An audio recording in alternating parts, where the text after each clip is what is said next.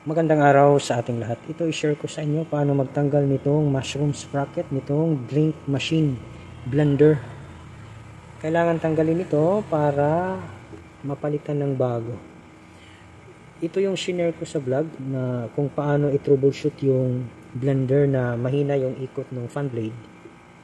Nung una sinabi ko lilinisin lang ito, kaya lang nung sinabi ko sa may-ari na lilinisin lang, so ang sabi niya isama na rin ito sa papalitan, kasama na yung blade nung yung blade assembly nung blender.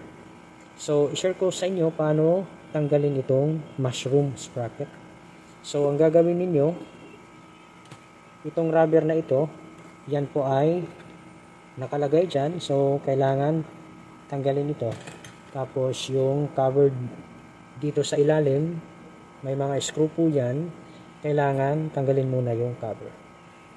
Kasi yung gagawin natin, nahawak tayo dito, tapos habang hinahawakan natin ito, tanggalin natin yung screw dyan. Ito, yan, tanggalin natin yan, yung screw. So gamit tayo ng screwdriver. Ito, Phillips screwdriver. Ganyan. Tapos, hawak dito. Bali yung gagawin natin, pipigilan natin dito sa ilalim. Tapos, ikutin itong screwdriver dito. Ganyan. Pagkatapos nyan, matatanggal na yung screw. Parang ayaw pa yata magpatanggal. Yan. Yun, natanggal na. Tapos, kung uhugutin ito, medyo matigas dahil meron na yung kalawang dyan sa ilalim. So, ang gagawin natin, gamit lang tayo ng dalawang flat screwdriver. Okay? Bali, sisikwatin natin kagaya nito. Yan po ay tapatan, Ganyan. Tapos, angat konti, ganun. Okay? Tapos, pag naangat na, dito naman sa gilid, ganyan. Tapos, yun. So, matatanggal na natin. So, tingnan natin dito.